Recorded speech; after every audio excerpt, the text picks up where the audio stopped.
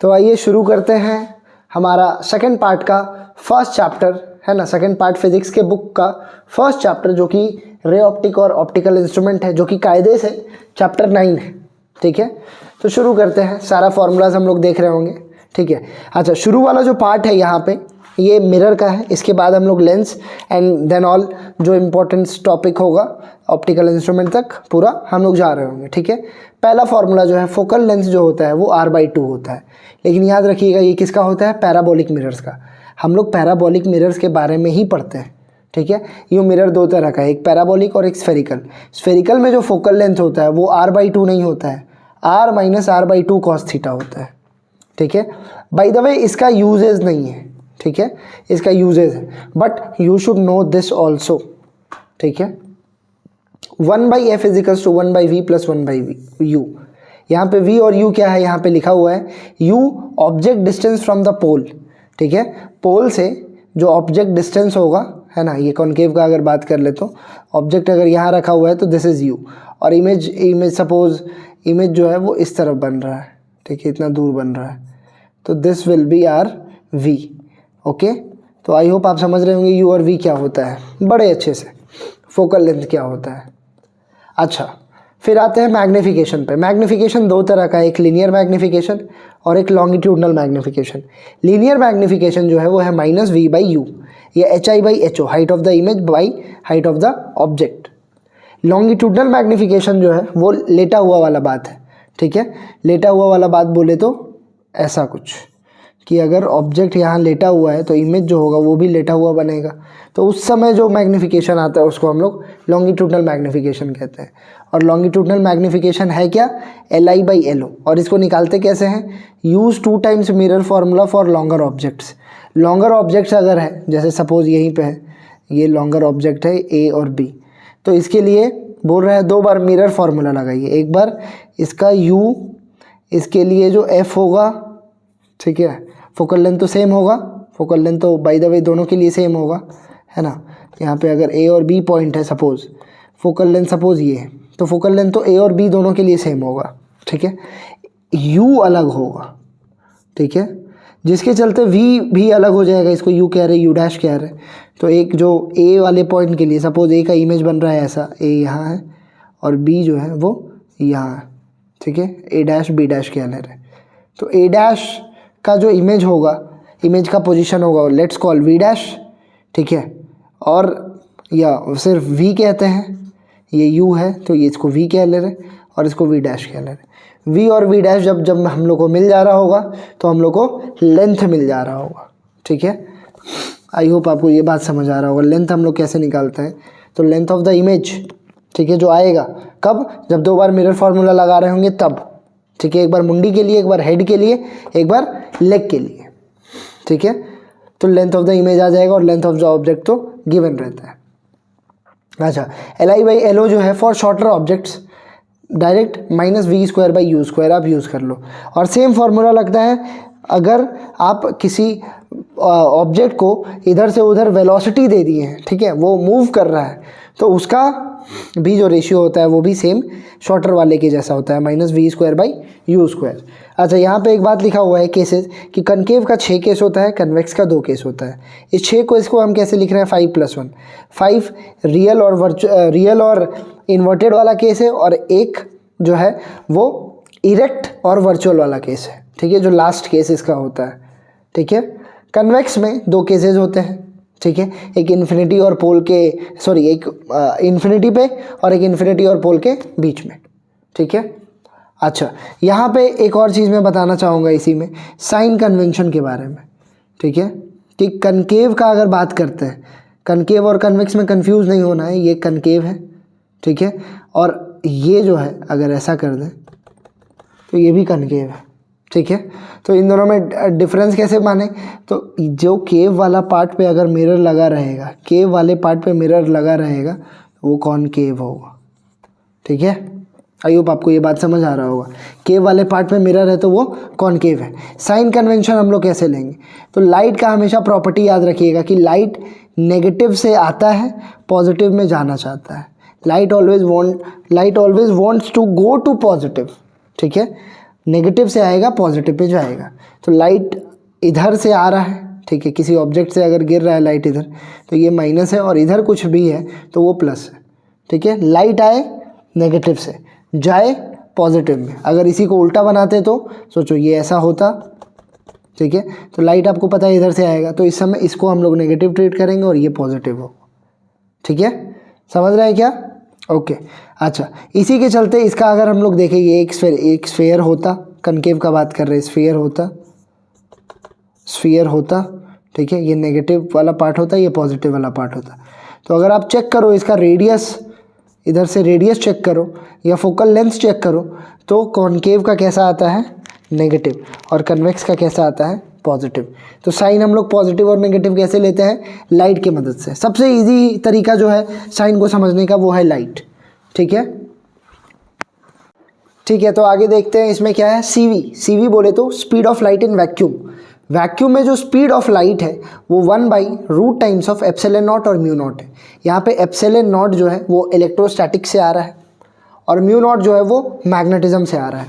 समझिए, speed of light जो है वो ईएम वेव है, ठीक है, वो ईएम वेव है, मतलब इलेक्ट्रोमैग्नेटिक वेव।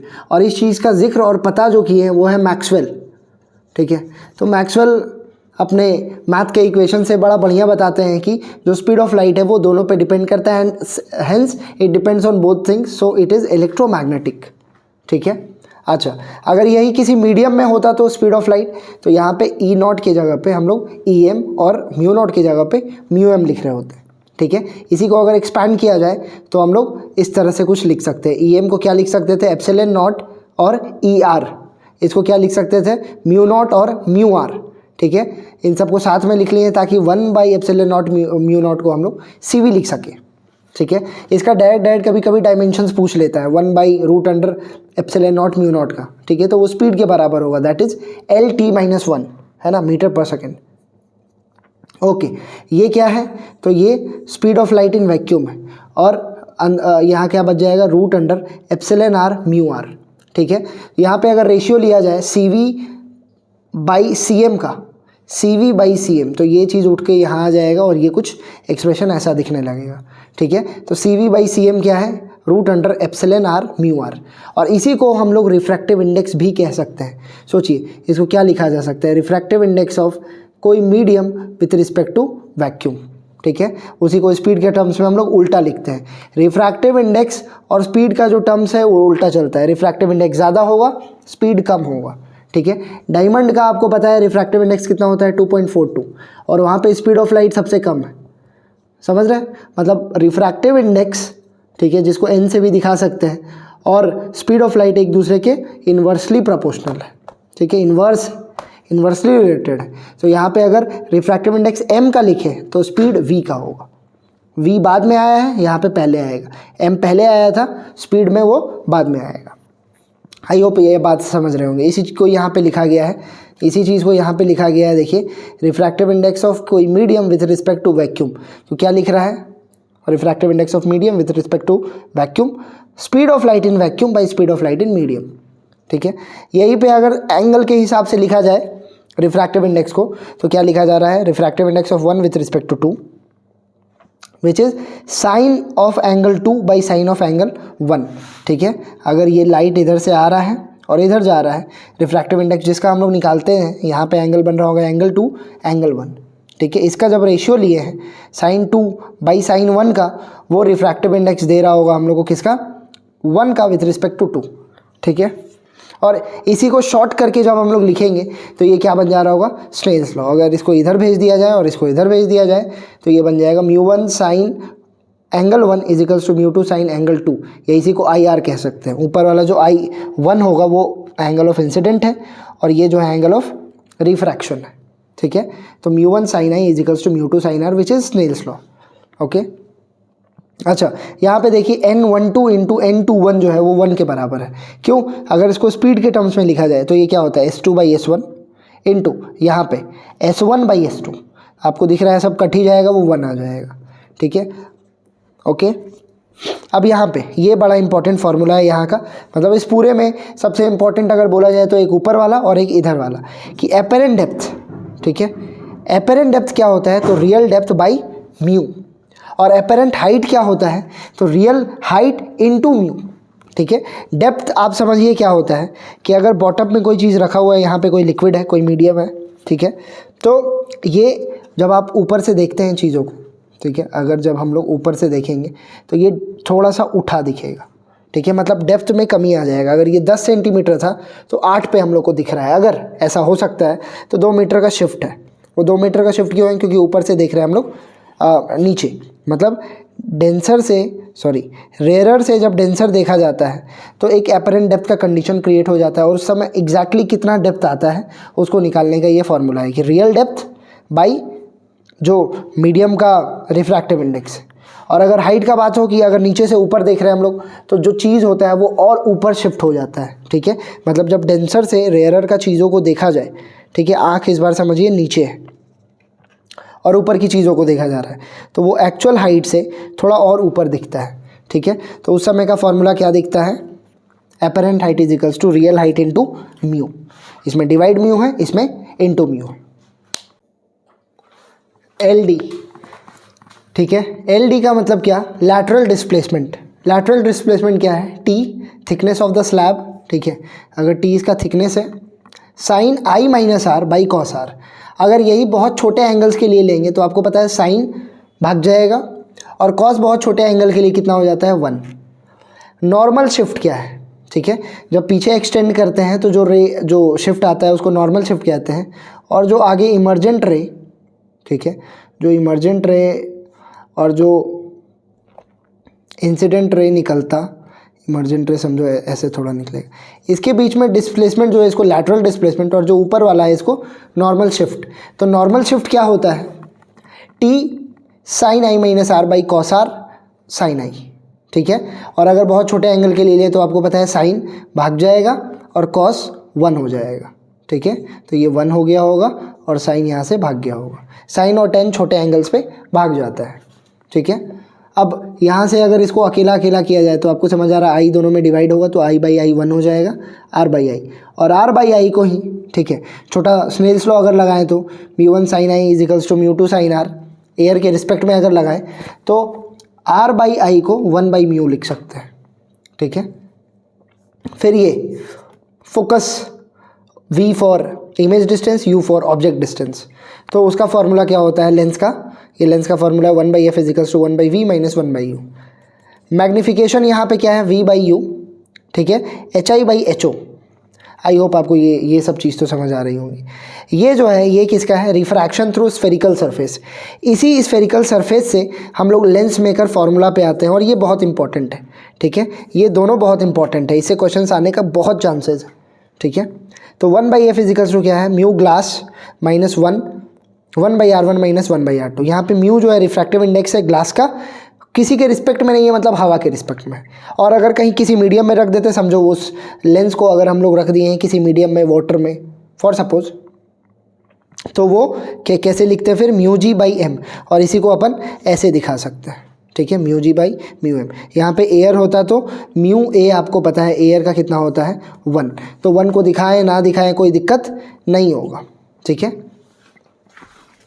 ओके, आगे बढ़ते हैं पावर के साथ। पावर क्या है, 1/f, और ये जो फोकल लेंथ है, f stand for focal length, ये मीटर्स में होना चाहिए जब पावर निकाल रहे हैं।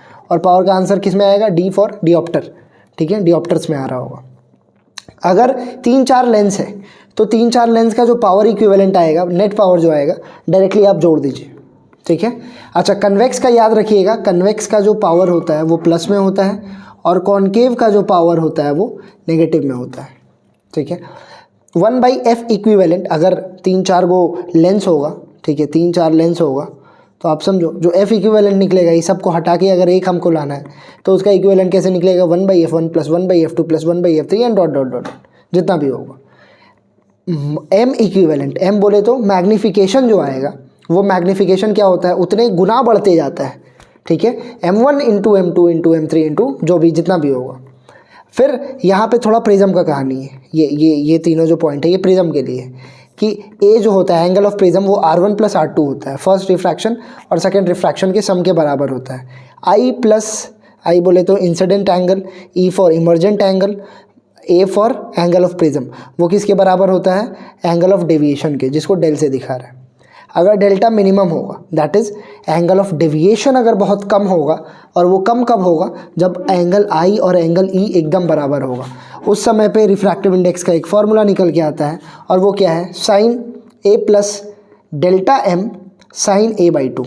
ठीक है, फिर यहाँ पे अब बात करते हैं क्रिटिकल एंगल का, जो कि टोटल इंटरनल रिफ्लेक्शन को जन्म देता है। तो आईसी जो होता है sine inverse 1 by mu G with respect to air, क्योंकि आपको पता है रिफ्रैक्टिव इंडेक्स हमेशा किसी ना किसी के रिस्पेक्ट में होगा। तो अगर हवा में रखा हुआ है तो विथ रिस्पेक्ट टू एयर, और किसी मीडियम में रखा रहता है तो किसी मीडियम के रिस्पेक्ट में होता है। ठीक है, यही साइन इनवर्स को अगर इधर ले आके देखा जाए तो ये कुछ ऐसा दिखता है। ठीक है, ओके। तो रे ऑप्टिक्स वाला पार्ट वहाँ पे मतलब उतना है, इससे पीछे वाला जितना भी पार्ट है वो रे ऑप्टिक्स का है। अब हम लोग ऑप्टिकल इंस्ट्रूमेंट का देख रहे हैं। ऑप्टिकल इंस्ट्रूमेंट में हम लोग को 3 इंस्ट्रूमेंट पढ़ना है, एक सिंपल माइक्रोस्कोप, कंपाउंड माइक्रोस्कोप और एक टेलीस्कोप। सिंपल माइक्रोस्कोप का फॉर्मूला देख लेते हैं। तो हम लोग जब भी ऑप्टिकल इंस्ट्रूमेंट लाते हैं तो उसे हम लोग क्या इन्हेंस करना चाहते हैं, एंगल को, क्योंकि आपको पता है एंगल को अगर चेंज करेंगे तो चीज़ें छोटी बड़ी हमें दिखने लगेंगी। ठीक है, ऐसे पर्पस क्या होता है हम लोग का माइक्रोस्कोप का, छोटी चीज़ों को देखना, और जो टेलीस्कोप होता है उसे दूर की चीज़ों, बड़ी चीज़ों को देखना। ठीक है, यहाँ पे एक टर्म होता है थीटा एम या एम, इसको कहते हैं एंगुलर मैग्निफिकेशन, क्योंकि हम लोग किसी चीज़ को एंगल्स में जब देखते हैं, बड़ा एंगल होगा साइज अपने बड़ा हो जाएगा। ठीक है, तो थीटा एम जो होता है वो theta I, that is image का एंगल, बाई थीटा ओ। ठीक है, थीटा ओ जो डिफाइंड होता है नॉर्मल आई के लिए least distance of distant vision पे, है ना, सबसे सामने 25 सेंटीमीटर पे जब हम लोग चीज़ों को रख के देखते हैं तो सबसे बेस्ट दिखता है। उस समय जो एंगल एक्सटेंड करता है आँख, उसको थीटा नॉट कहते हैं, which is H by D. ठीक है, H by D height of the object, और डी जो होगा हम लोग का वो एल डी डी वी होगा। ठीक है, यहाँ पे जो थीटा एम आता है वो क्या आता है, डी बाई यू। अब यू को हम लोग 1 by V plus 1 by F खोलते हैं। ठीक है, और एफ को 2 चीज़ रखते हैं, जब हम लोग को वी को हम लोग 2 चीज़ रखते हैं, वी को या तो डी रखते हैं या तो एफ रखते हैं। डी और एफ कब रखते हैं समझिएगा। ठीक है,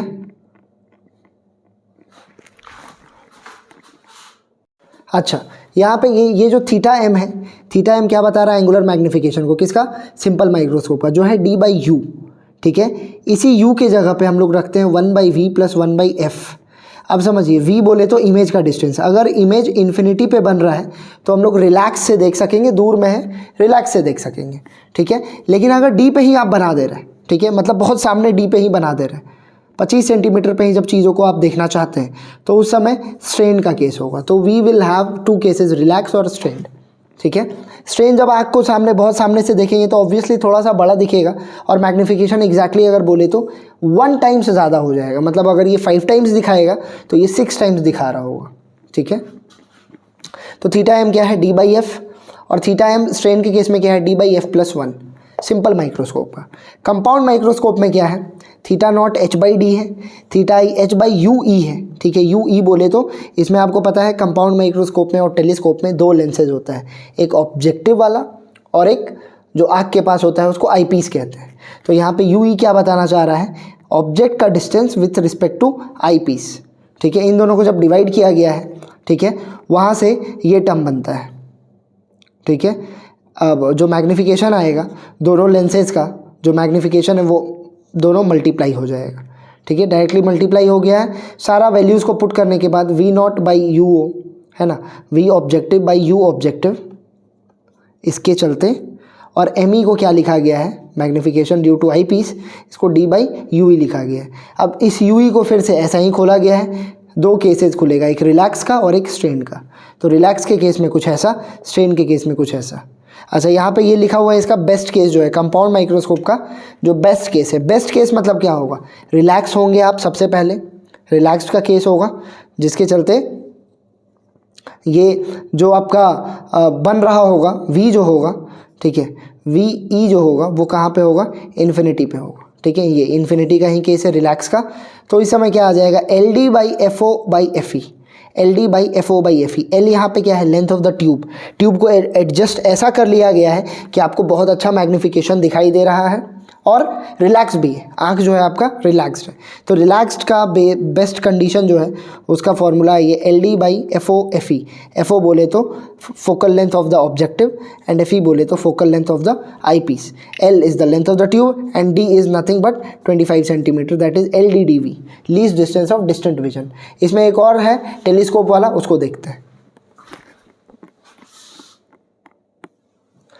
ओके देखिए टेलीस्कोप का लास्ट क्या है, जो एंगुलर मैग्निफिकेशन है टेलीस्कोप का वो क्या है FO/FE, फोफी, ठीक है। और लेंथ ऑफ द ट्यूब जो आता है वो क्या है FO+FE। ये FO/FE एंगुलर मैग्निफिकेशन और लेंथ जो है ट्यूब का वो FO+FE है।